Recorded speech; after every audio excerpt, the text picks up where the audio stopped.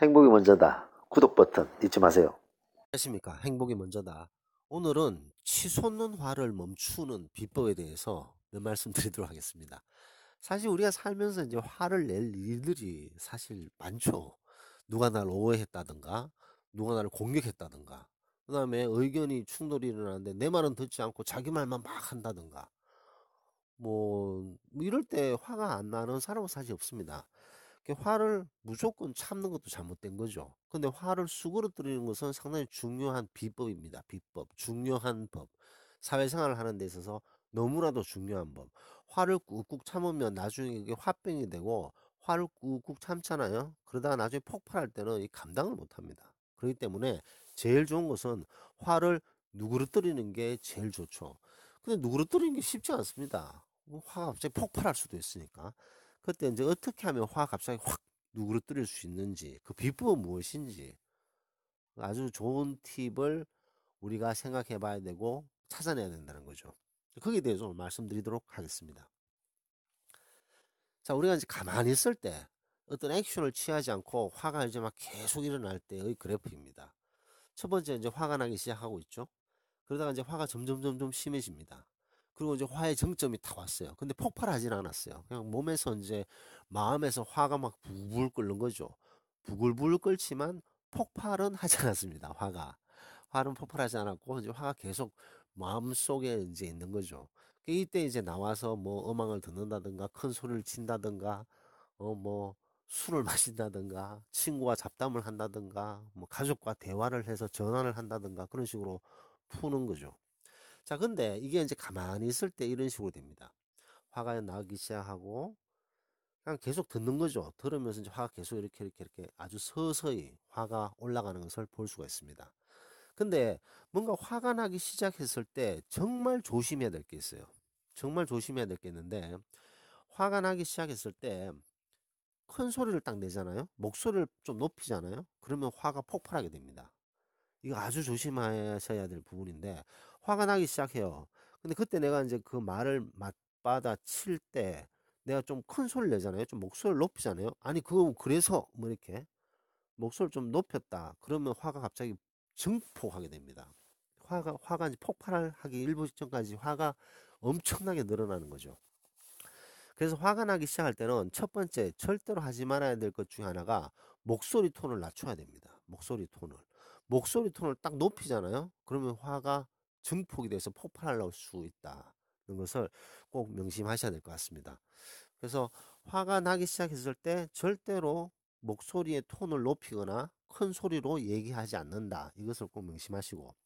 자, 그러면 이렇게 이제 화가 났을 때 우리가 좀 목소리를 높였을 때 큰 소리를 냈을 때 화가 이렇게 증폭되는 것을 볼 수가 있습니다. 자, 그럼 어떻게 화를 누그러뜨릴 것인가? 화가 막 나기 시작했어요. 화가 막 나기 시작했는데 그때 만약에 우리가 웃음을 지을 수 있다면 뭐 어떻게 될까 한번 봅시다. 화가 났는데 웃을 수는 없어요. 이건 불가능합니다. 화가 막 일어나고 있는데 내가 자연스럽게 웃는다. 말도 안 되는 소리죠. 자, 근데 어쨌든 우리가 웃었을 때 어떻게 되는가를 먼저 한번 얘기를 하고 다시 얘기하도록 하겠습니다. 자, 화가 났을 때 화를 누그러뜨리는 법을 조금 이따 얘기를 하고 잠깐 웃음에 대해서 잠깐 얘기를 합시다. 자, 사람은 이제 웃었을 때 자연스럽게 이제 웃잖아요. 아, 아유, 기분 좋다. 아유, 웃음이 나온다. 웃었을 때 우리가 사용하는 근육이 13개의 근육입니다. 표정을 이제 찡그릴 때 우리가 쓰는 근육은 64개의 근육을 사용합니다. 웃을 때 이제 많은 근육을 쓰지 않죠. 그 특별한 근육 13가지를 쓰게 됩니다. 13가지의 근육을 써서 웃는 거죠. 자, 어제 제가 이제 뇌에 대해 잠깐 말씀드렸는데, 내가 웃어야 될 일이 딱 생겼다. 그러면 그것을 내가 시각으로 보고 시신경에서 뇌에서 신호를 보냅니다. 그러면 신호 전달을 통해서 뇌에서 그거를 다이제스트 한 다음에 내 근육 13개를 움직이는 거죠. 그래서 웃게 만드는 거죠. 그게 이제 모든 신호 전달 시스템인데 뇌에서 이제 그 신호를 주는 거죠. 웃기는 장면이네. 되게 웃기는 순간이네. 그러면서 뇌에서 신호 전달에 의해서 근육 13개가 움직여서 웃는 모습을 나타내게 됩니다. 찡그릴 때는 64개, 웃을 때는 13개. 되게 웃기가 편해요. 웃는 게 되게 자연스러울 수 있습니다. 자, 그 다음에 웃음을 짓게 되면 불안, 긴장감을 느낄 때, 화가 치솟을 때 이 나오는 호르몬이 있습니다. 코르티솔이라는 호르몬이 있는데 이 웃음을 딱 지으면 그 코르티솔의 분비가 억제됩니다. 억제. 아주 억제된다는 거죠. 그래서 이것도 똑같은 맥락인데 어떤 시신경으로 너무나도 웃긴 장면을 딱 봤어요. 그러면 뇌에서 신호를 보내서 13개의 근육이 움직여서 웃음이 나오게 됩니다. 그럼 웃음이 나오게 되면 그때 또 뇌에서 신호를 보내서 불안, 긴장감, 화가 치솟을 때 나오는 호르몬 코르티솔의 분비를 억제시켜 버리는 거죠. 그렇기 때문에 우리가 웃었을 때 보면 불안, 긴장감 이런 게 없잖아요. 화가 치솟을 일도 없잖아요. 그죠? 웃었을 때는 이런 좋은 점이 있습니다. 자, 근데 이제 오랫동안 웃어야 되느냐? 사실 그 엔돌핀이 분비되는데 시간은 10초면 됩니다. 10초 정도만 웃어도 몸에서 이제 엔돌핀이 분비가 되는 거죠. 그래서 긴 시간 웃을 필요도 없습니다. 단 10초만 웃어도 몸에서 엔돌핀이 분비된다는 것을 알 수 있습니다. 사람들을 보면 항상 이렇게 웃는 얼굴이 있잖아요. 그 웃는 얼굴을 가진 사람들은 나중에 나이가 들어보면 얼굴이 환합니다. 항상 찡그리는 사람, 64개의 근육을 써서 항상 찡그리는 사람은 나이가 들었을 때 얼굴이 찌글찌글해요. 보기가 싫습니다. 그래서 항상 웃고 웃는 얼굴을 하는 모습은 상당히 중요하다. 긴 시간 웃을 필요도 없다. 단 10초만 웃어도 몸에서 엔돌핀이 분비가 된다라는 걸 알 수가 있습니다. 자, 웃었을 때 이런 좋은 점이 많아요. 자, 그럼 다시 우리가 화가 났을 때 화를 누그러뜨리는 방법에 대해서 한번 생각해 봅시다.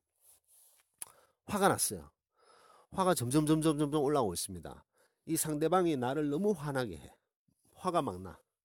자, 그랬을 때 웃으면 되는데, 아니, 화가 나는데 어떻게 웃을 수 있어요? 이건 뭐 불가능하죠. 화가 나서 정말 이 사람을 정말 큰 소리로 혼내고 싶은데, 그때 내가 이렇게 자연스럽게 웃을 수 있는 것은 불가능합니다. 하지만, 우리가 억지 웃음은 지을 수 있어요. 억지 웃음은. 억지 웃음을 지었을 때 어떻게 되는가에 대해서 한번 얘기해 봅시다. 화가 막 치솟고 있어요. 근데 정말 웃고 싶은 마음이 하나도 없는데 억지 웃음을 지었어. 그러면 어떤 일이 벌어지는가에 대해서 말씀드리도록 하겠습니다. 억지 웃음을 딱 지으면 억지 웃음이든 자연스러운 웃음이든 간에 우리가 억지 웃음을 딱 썼을 때 그 자연스러운 웃음을 지을 때 똑같은 13개의 근육을 딱 씁니다. 얼굴에서 딱 억지 웃음을 딱 이렇게 쓰잖아요. 이렇게 딱 썼을 때 억지 웃음을 써도 똑같은 13개의 근육을 딱 쓴 거죠. 그러면 반대로 이 뇌에서 어? 웃음에 쓰는 13개의 근육을 썼네? 그런 신호가 뇌로 가는 거죠. 그럼 뇌로 가서 불안, 긴장감, 화가 치솟을 때 나오는 호르몬을 억제시키고 엔돌핀을 증가시키는 거죠. 그래서 억지 웃음을 지었음에도 불구하고 똑같은 근육을 쓰기 때문에 뇌에 똑같은 신호를 주기 때문에 엔돌핀을 분비를 시키고 화가 치솟을 때 짜증나는 호르몬을 억제시킬 수 있다라는 것을 우리가 추론할 수가 있습니다. 정말 그럴까요? 억지 웃음을 지었을 때 연구 결과에 의하면 뇌는 자연스러운 웃음과 억지 웃음을 구별해내지를 못합니다. 그래서 똑같은 효과가 있다는 거죠. 억지 웃음을 지었을 때 자연스럽게 웃을 때와 비교해서 90%의 효과를 볼 수 있다라는 연구 발표가 있습니다. 그래서 화가 이렇게 치솟을 때 점점 치솟을 때 억지 웃음을 딱 짓잖아요. 13개의 근육을 딱 쓰잖아요.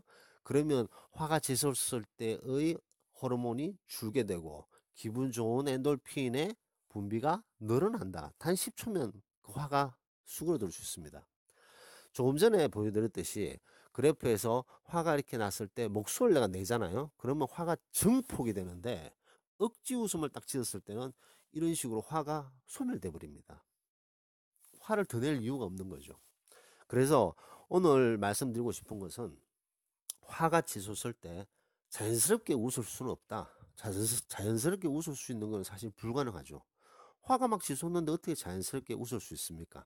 하지만 화가 치솟을 때 억지 웃음을 지어도 화는 소멸된다. 이 부분을 제가 강조하고 싶습니다.